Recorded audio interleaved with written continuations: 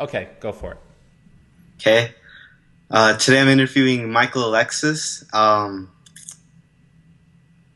He's based in Toronto and he is a lawyer and copywriter, That's correct? right. That's right. Thanks for having me. Okay, so thanks for letting me interview you. And I was just like to ask you a few questions. So what did you study in college, Michael? Yep, so to become a lawyer in Canada, you do two degrees. The first one for me was a Bachelor of Commerce, specialized in hospitality, restaurants, etc. And then I went to law school after. Okay. Yeah, so how did you get involved into yeah, also into how did you get involved with interviewing people like Ramit Sethi and into copywriting, into I guess online, into what people like him are doing and their businesses? How did you get involved into this? Yeah, so let's give kind of a quick overview of me for anybody listening that's not already familiar. So I'm a lawyer now, but I put myself through school as a copywriter. Clients like Ramit Sethi, Andrew Warner, Derek Halpern, and some other really well-known people online. The question then was, how did I kind of connect with them? How did I start interviewing them? How did I get into that game? And it goes back to when I was in law school. Andrew Warner, Mixergy.com, is the first person that I ever followed online. He does a show where he interviews successful entrepreneurs. So after 6 months, a year, something like this, Andrew released a guide, PDF called Interview Your Heroes. It's still freely available online. Google Interview Your Heroes, and you'll find the PDF. I highly recommend it for anybody that wants to try. I read that. I read it very, very carefully, and I was inspired to try it out. So I actually started doing two kinds of interviews. I interviewed lawyers, which proved to provide income right away. I figured out a way to be paid, sponsored to do these interviews. And then I also interviewed successful writers, which eventually niched down into bloggers. Okay. Um, so could you talk more about copywriting? Yep, specifically, what do you want to know? Um, yeah, how did you I guess learn how to do it, and how did you get good at it specifically? Yep, so not going to sell myself short. I'm naturally a good writer. My whole life I've been a good writer. But, being good at writing essays, exams, etc. at school is different than writing online, copywriting in a compelling way where you want somebody to take an action, right? Two very, very, very different things. You write an essay, all you want is for your teacher to give you a good grade. You write something online and you're trying to convince somebody to sign up for an email list or buy something for you, or send traffic, or any number of other things. So how did I get good at that kind of writing? One, I recommend anybody to imitate. I had the good fortune that I was actually a ghostwriter for some of my favorite writers, and that forced me to take on their experienced voice, the tone, the language, etc., that they've developed over years and years and years in order to in order to compel people to do things. By imitating them, day in, day out for weeks, months, years, you get really, really good. The second thing I'd recommend is that people learn a few basic rules of thumb. These are things that they're not going to produce the perfect results every time, but they're a good starting place. Here's an example. For a website, a landing page headline, I have a two title format.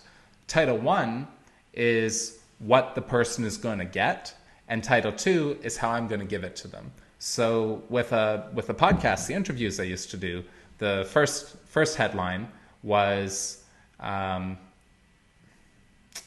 something like interviews with the world's top bloggers, or learn from the world's top bloggers, something like this, the benefit that you get. And the second line, how am I going to give that to you, was one video interview posted every Monday, or something like this. So that two-step format, I've applied it to my own work, client work, etc., and it works very, very well. Here's another one. When you're writing headlines, maybe it's a blog article, maybe it's the title for, this interview, a video, something like that. There's also a format I follow. So the first one is, niching down to a specific group. If you were doing it for this interview, you might say college students, right? You want college students to listen to this. So, college students learn how to make money on the side. So same kind of thing, niche down and then give them the benefit. Again, not going to produce the perfect result every time, but these simple rules get you started. And then the third thing I recommend is be obsessive, absolutely obsessive about revision, right? So whether I write a 300-word paragraph or a quick email or one of the mega posts I've done online that are 10,000 words or whatever, I read it over and over and over again and revise it until it's perfect, or at least as close to perfect as can be. So follow those three things. Practice, right? Imitation of other people. Simple rules. And then also the third one that I just said, revise, and you'll do well. And I'm going to throw in a fourth bonus one. Play with it. So every chance you get in your life to write something, which comes up all the time with, comments that you put on other people's websites, with text messages that you send to your friends, with an email that you send to your mom. Every single one of these things is a chance for you to practice your writing. Here's an example that I thought was really, really fun. I was driving down the main street in my town and I saw a yard sale, right? They're selling a bunch of junk on their front lawn. So most of the time you'd see a sign that says yard sale or garage sale or something like this. They wrote a sign that says vintage sale. And all of a sudden, with that little bit of copyrighted, they can charge 3, 4, 5 times more for their stuff because it's not old crap, it's vintage. Yeah. So pretty smart. Okay. It's pretty cool, actually.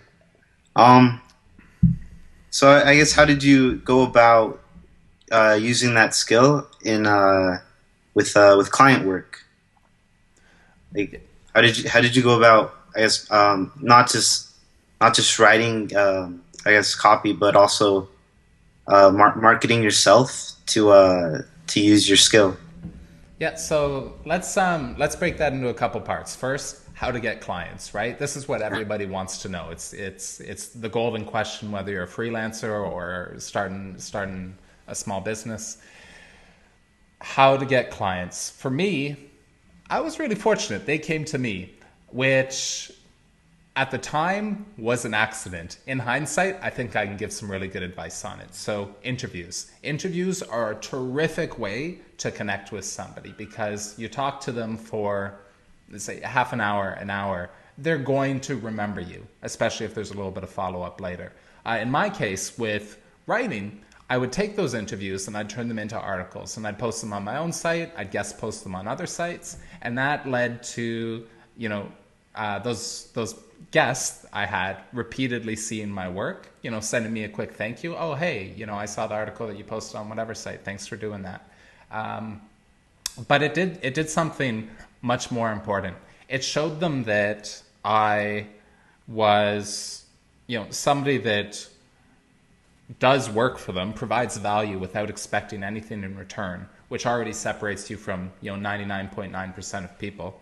It showed them that I'm a good writer, I'm reliable, I've communicated with them, they like my communication style, right? It's just very short, quick.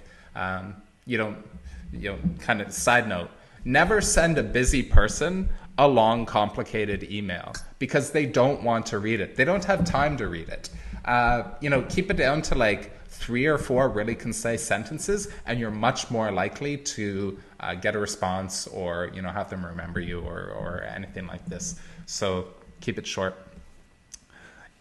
So interviewing these people, writing about them, gave them the opportunity to see what I can. So let's take this a little bit broader as a lesson that everybody can learn from.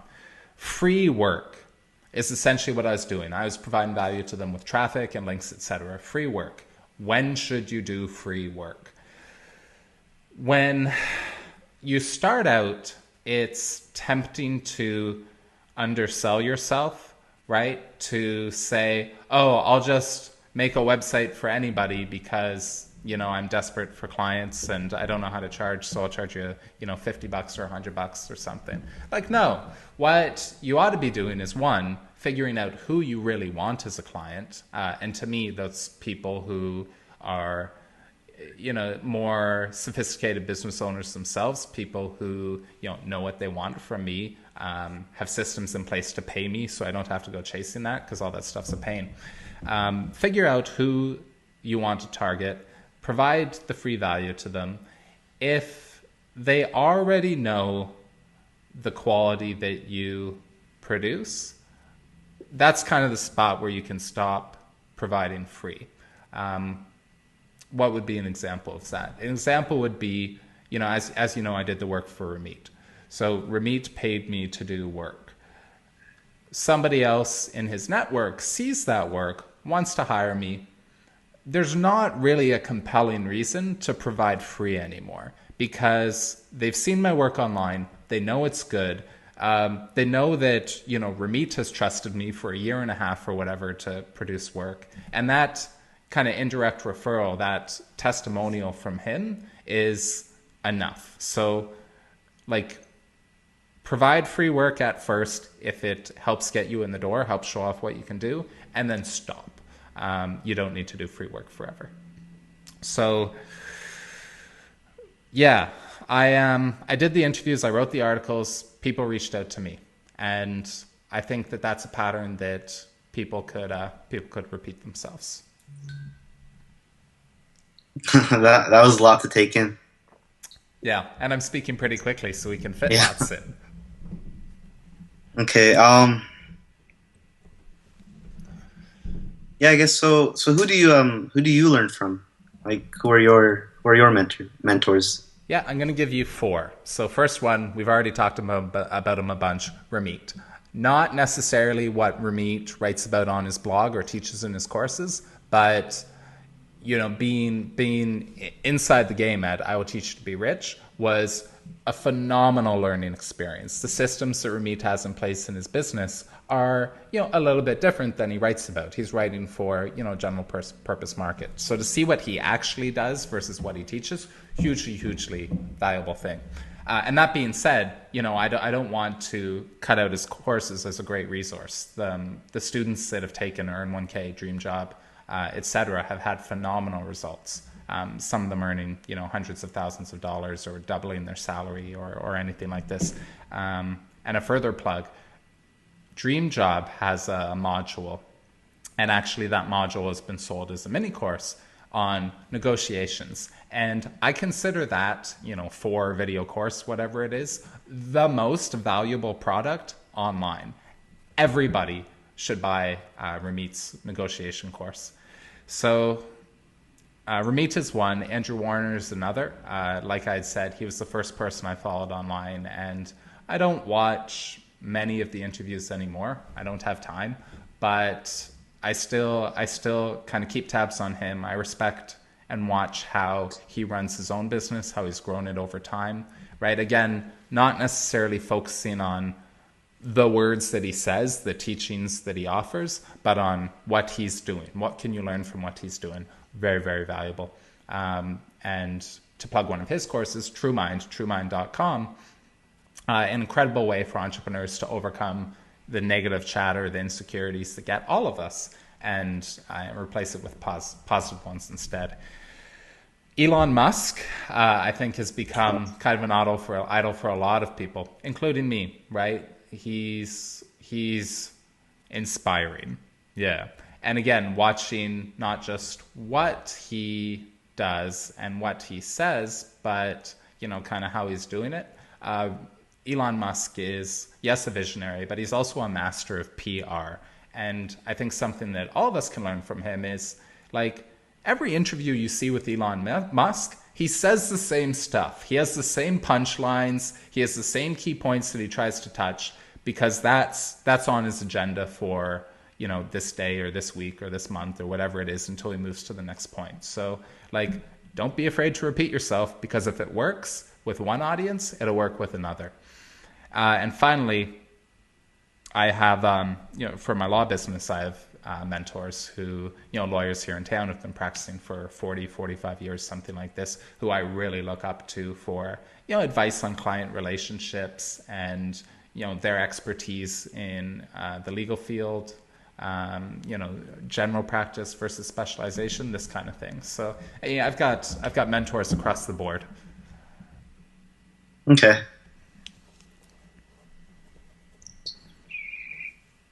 Okay, so if you were back in college, what advice would you give to yourself? If I was in college, so actually, I think I did a relatively good job of college. So my advice my advice would be do what I do again. Here's a couple of specific tips for other people. One, don't do all the work. Okay, nobody listening to this does all the work, but be selective about what you don't do and what you do.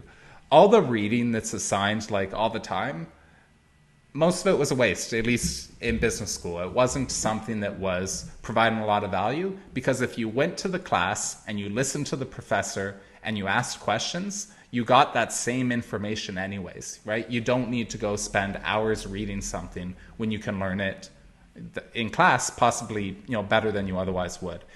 Where you spend time in college is on graded assignments. Every chance you get, whether it's, you know, 3% of your grade, 5%, 25%, 50%, you do it to the best of your ability. I don't care if that means staying up, you know, to the end of the night or skipping out on fun stuff or whatever you have to sacrifice.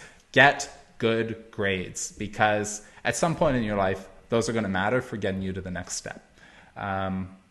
Another tip would be take on opportunities, right? A lot of people are paralyzed by, oh, you know, we've been talking about freelancing, making money, getting clients, etc. Well, I could be a web designer, or I could be a writer, or I could walk people's dogs or clean people's houses, or whatever it is. Just like take one on, take all of them on. Just pick one, and same deal with the graded assignments. Everything you take on, do it to the best of your ability. Don't worry about like, oh, well, I love doing this 3 years from now, 5 years from now. Will it make me $1 million?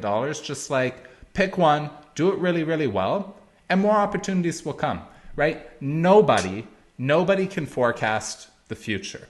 You know, most of us are terrible at doing it a week out. And when you sit there trying to figure out what your life is going to look like 3 years in the future, 5 years in the future, you're probably going to be wrong. So start, do a good job, take the opportunities that come, and just keep doing a good job, and you're going to be moving forward. And moving forward is so important. Yeah.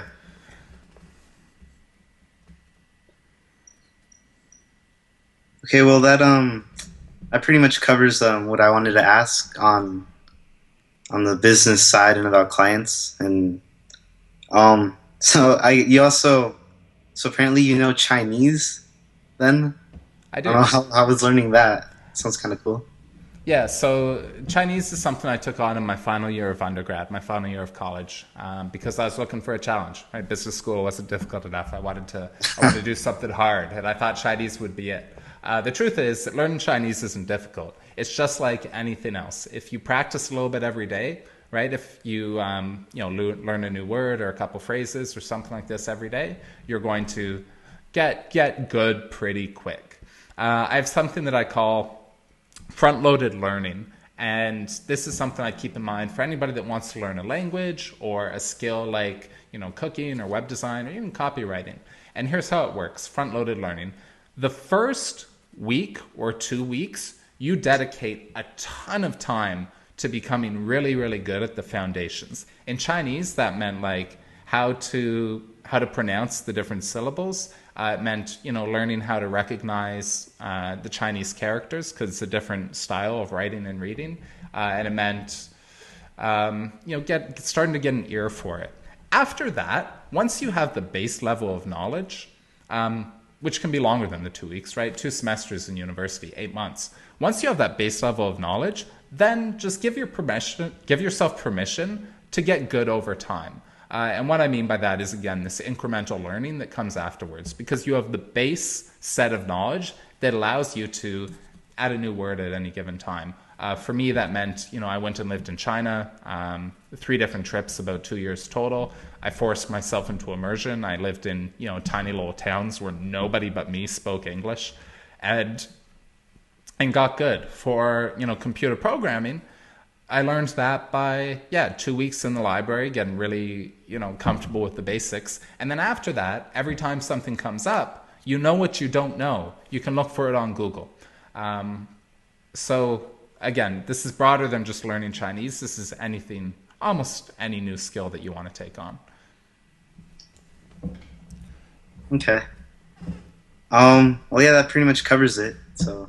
No way, man. I've got way more advice. Oh, okay. You sent me questions before the interview, and let's go back to a couple of them. So one of the things that you asked me was, connecting with high-profile people. And we talked about that in a technical way, right? Like how to do the interviews, etc., how to reach out to them, keep it very, very short. But there's something deeper that I think is so important, not just connecting with high-level people, high-performing people, but, with average everybody as well. Here's what I recommend.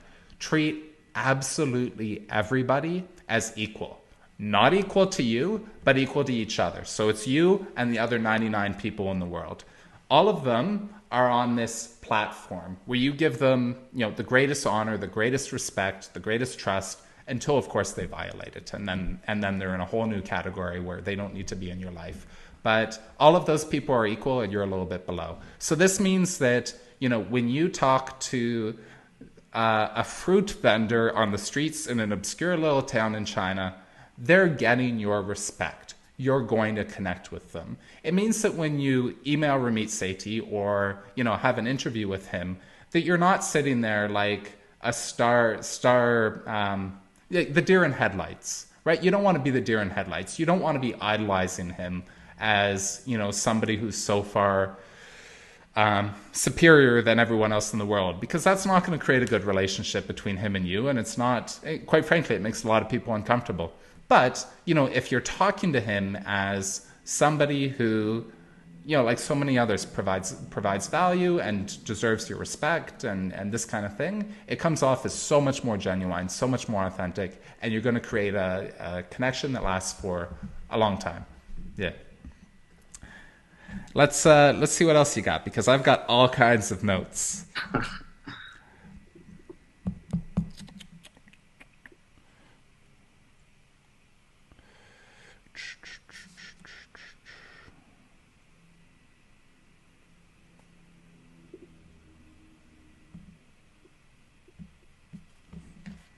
All right, one other tips for getting clients. A lot of people early on will try to go for a big client, right? We'd all love to have the Fortune 500 client, because that becomes, well, first of all, a whole lot of revenue, but also, a cornerstone on which you can base your business. You're probably not going to get the cornerstone client first. So go for low-hanging fruit. By that I mean, like, if you're just starting out, if you're still in school and you want to build websites, somebody your parents know needs a website. One of your friends, needs a website.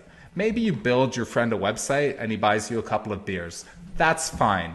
Take him on as a client, treat it like a client relationship, and get a testimonial. And then you take, from those testimonials, you either ask for referrals or you use them to go get new clients on your own. And that's very, very powerful. Here's another example. So I have a friend in China who wanted to start freelancing and said, oh, I don't have any skills. What would I ever do? And it's just, we all have skills, right? In her case, her Chinese is terrific. Her English is terrific. She can work as a translator. Where do the clients come from? I'm doing it in 2 phases with her. One, we got her on Fiverr.com, Fiverr.com. It's a site where you can sell your services for really cheap, right? Like $5, $10 a pop. It's not, the long-term goal isn't to be good at Fiverr. The goal of going on there is, one, get a little bit of experience doing work, because you get familiar with how much work you can take on and how to deal with deadlines and ridiculous client demands, because they come up all the time. And also, you make a little bit of money, which is nice. and you get testimonials, because if you do a good job for those people on the site, they'll leave a review that says, this person did a great job in my translation. And then going forward, new clients are never going to ask, oh, how much did that person pay you before they provide the testimonial?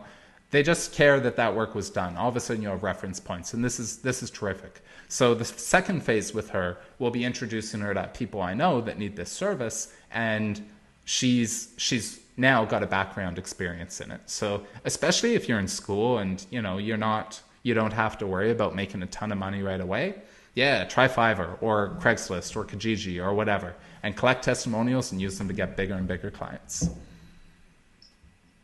And I think that probably takes us through all of it. Okay. Well, thank you. Do you have any advice on how to close? Yep. So here's how I usually end interviews. Really quick. I do a quick recap, so you can say, this was a lot of fun. Here's a couple of things I learned. Thank you so much, and hope the audience enjoys it. Okay. Yeah. So I actually do want to thank you. So we went over things like also like advice on students, also on clients, business, copywriting, and improving, and not just learning, but like learning, and not learning languages, but like learning in general, which is pretty cool. And I guess also your story, when we went over that a little bit. So thanks for this opportunity, and I hope whoever watches it can enjoy it. My pleasure. Thank you.